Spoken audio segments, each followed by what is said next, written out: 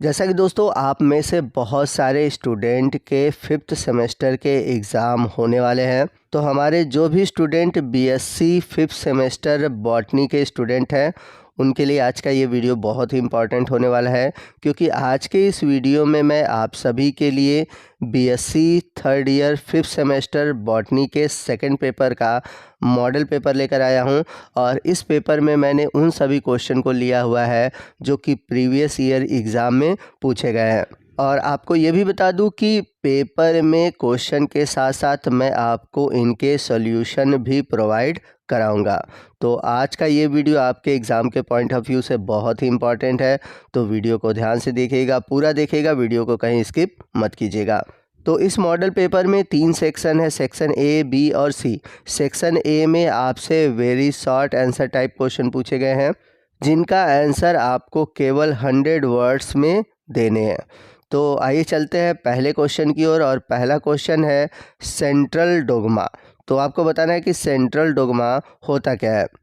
तो आपको बता दूं कि ये जो क्वेश्चन है, ये क्वेश्चन आपके यूनिट सेकंड से जुड़ा हुआ है। आपके बॉटनी का जो सेकंड पेपर है उसका यूनिट सेकंड जो है उसी से जुड़ा हुआ है। और आप सभी ने जीन एक्सप्रेशन टॉपिक पढ़ा होगा। यदि आपने नहीं पढ़ा है तो कोई बात नहीं, मैं यहाँ पर आपको समझा देता हूँ।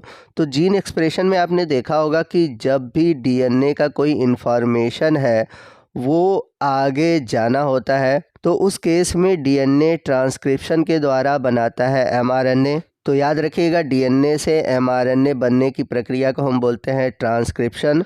और एमआरएनए बनने के बाद बनता है प्रोटीन। तो एमआरएनए से प्रोटीन बनने की प्रक्रिया को हम बोलते हैं ट्रांसलेशन। तो इस तरह से डीएनए से जो इन्फॉर्मेशन है प्रोटीन के फॉर्म में जब फ्लो होता है, तो इस प्रक्रिया को हम बोलते हैं सेंट्रल डोग्मा। और सेंट्रल डोग्मा की खोज करने का जो श्रेय है वो जाता है फ्रांसिस क्रिक को, जिन्होंने 1958 में इस प्रोसेस को खोजा था। तो आई होप आपको समझ में आ गया होगा कि डीएनए से एमआरएनए बनता है, उसको बोलते हैं ट्रांसक्रिप्शन। और एमआरएनए से बनता है प्रोटीन, उस प्रोसेस को बोलते हैं ट्रांसलेशन। अब इसी टॉपिक से रिलेटेड आपसे मैं एक क्वेश्चन पूछना चाहूँगा और इसका आंसर आप हमें कमेंट करके बताएंगे। क्वेश्चन ये है कि जब डीएनए से डीएनए बनता है तो उस प्रोसेस को हम क्या कहते हैं। इसका आंसर आप हमें कमेंट करके बताएंगे। आइए चलते हैं अगले क्वेश्चन की ओर। अगला क्वेश्चन है एनसीबीआई। तो एनसीबीआई क्या है, इसका फुल फॉर्म आइए समझते हैं क्या होगा। तो एनसीबीआई का फुल फॉर्म है national centre for biotechnology information. और ये सबसे पहले स्टेबलाइज हुआ था 1998 में। तो ये एक तरह से देखा जाए तो एक पार्ट है national library of medicine eight national institute of health का। और इसका जो मेजर एम है, यानी कि इसका जो लक्ष्य है, पब्लिक डेटाबेस को स्टोर करना। तो इसमें क्या है कि एक ऐसा सॉफ्टवेयर टूल्स डेवलप किया गया है जिसमें कि जितने भी बायोमेडिकल इंफॉर्मेशन है उनको एनालाइज किया जा सके, उन्हें स्टोर किया जा सके। तो बायोमेडिकल इंफॉर्मेशन का मतलब जितने की जैसे कहने का मतलब है कि जो हमारे जीन के सीक्वेंस है या फिर जो अच्छे जीन्स है उन सभी का डेटा स्टोर किया जा सके। चलते हैं अगले क्वेश्चन की ओर। क्वेश्चन नंबर 3 यानी कि सी क्वेश्चन है फ्लेवर सेवर टमाटो। तो फ्लेवर सेवर टमाटो क्या होता है, आइए इसके बारे में समझते हैं। तो आपको बता दें कि ये जो फ्लेवर सेवर टोमेटो है ये जेनेटिकली मॉडिफाइड टोमेटो है, यानी कि जीनी अभियांत्रिकी के द्वारा तैयार किया गया टमाटर है। इसे हम ट्रांसजेनिक टोमेटो या पारजीनी टमाटर भी कहते हैं। और ये कॉमर्शियली यूज़ होने वाला टमाटर है। और इस टमाटर की विशेषता ये है कि ये नॉर्मल जो टमाटर है उसकी तुलना में इसे ज़्यादा दिन तक स्टोर किया जा सकता है। तो जिसके कारण इसको लंबे समय तक स्टोर किया जा सकता है, जबकि जो नॉर्मल टमाटर होते हैं उनको लंबे समय तक स्टोर करना पॉसिबल नहीं होता, क्योंकि वो जल्द ही ख़राब होने लगते हैं। इसलिए वैज्ञानिकों ने genetically modified flavour saver tomato का फॉर्मेशन किया है जो कि लंबे समय तक स्टोर किया जा सके। आइए चलते हैं अगले क्वेश्चन की ओर। क्वेश्चन नंबर 4 है सी डीएनए। तो सी डीएनए में जो सी है, सी का मतलब है कम्प्लीमेंट्री। तो सी डीएनए का फुल फॉर्म हुआ है कम्प्लीमेंट्री डीएनए। अब cDNA यूज़ कहाँ होता है, इसका देखा जाए तो बेनिफिट क्या है। तो cDNA एक तरह से मैं आपको बता दूं कि जेनेटिक इंजीनियरिंग का ही एक पार्ट है और इसका यूज़ किया जाता है एज ए जीन लाइब्रेरी के रूप में। तो इसमें किया क्या जाता है कि हम क्या करते हैं कि किसी भी जीव के जीन की कई सारी कॉपी तैयार करते हैं और जब ढेर सारी कॉपी तैयार कर ली जाती है तो ऐसे डीएनए को हम बोलते हैं कम्प्लीमेंट्री डीएनए और इस कॉपी को रख दिया जाता है इन फ्यूचर जीनोमिक रिसर्च के लिए या फिर इसको हम यूज़ करते हैं जेनेटिक इंजीनियरिंग में कई सारे प्रोडक्शन के फॉर्मेशन में।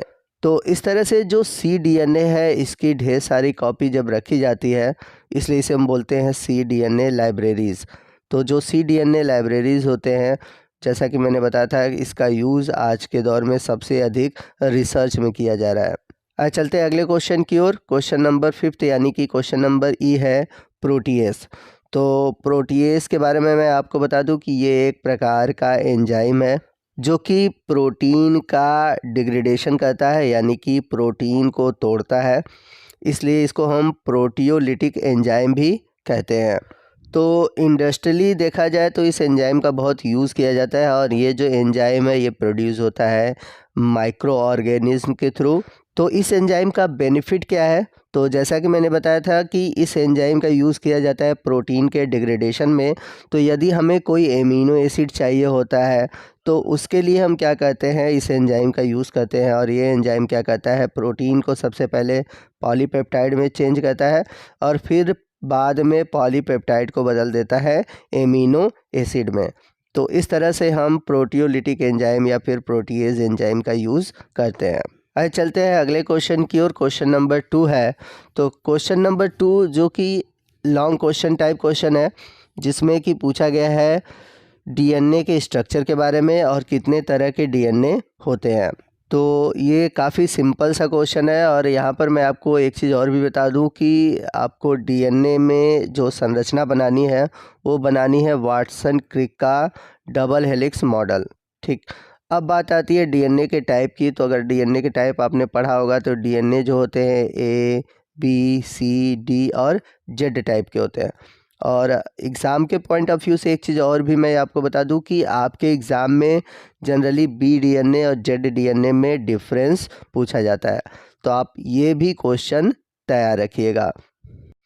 अगला क्वेश्चन नंबर 2 का अथवा करके दिया गया है जिसमें कि आपको डीएनए रिप्लिकेशन के बारे में बताना है प्रोकैरियोटिक सेल में और इसके लिए आपको सूटेबल डायग्राम भी बनाने हैं। तो जो भी स्टूडेंट हमारे चैनल पर नए हैं मैं उनको बता दूं कि हमारे चैनल पर आपको 5th सेमेस्टर जूलॉजी बॉटनी चाहे वो फर्स्ट पेपर हो चाहे सेकंड पेपर हो, हर एक टॉपिक से रिलेटेड आपको वीडियो मिल जाएंगे। बस आपको करना क्या है, आपको हमारे चैनल को पहले सब्सक्राइब करना है और हमारे चैनल के प्लेलिस्ट में जाना है और प्लेलिस्ट में आपको यूनिट वाइज हर एक टॉपिक के वीडियो मिल जाएंगे। चलते हैं क्वेश्चन नंबर 3 की ओर। क्वेश्चन नंबर 3 है describe the various type of RNA. आपको आरएनए के अलग अलग प्रकार बताने हैं। तो आपने अगर आरएनए के अलग अलग प्रकार पढ़े होंगे तो मुख्य रूप से 3 बहुत ही इम्पॉर्टेंट है, जैसे कि mRNA, tRNA और rRNA। और अगर आप यहाँ तक हमारा वीडियो देख रहे हैं तो आपसे मैं एक क्वेश्चन भी पूछना चाहूँगा कि आपको बताना है कि हमारे शरीर में तीनों आरएनए में से कौन सा आरएनए सबसे अधिक पाया जाता है।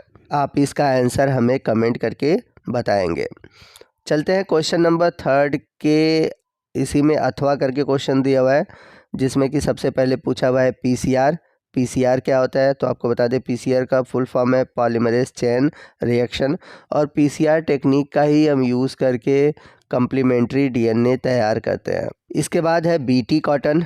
तो आप सभी ने अगर ट्रांसजेनिक प्लांट पढ़ा होगा तो बीटी कॉटन ट्रांसजेनिक प्लांट का बहुत ही अच्छा एग्जाम्पल है, आप ज़रूर बीटी कॉटन पढ़ लीजिएगा।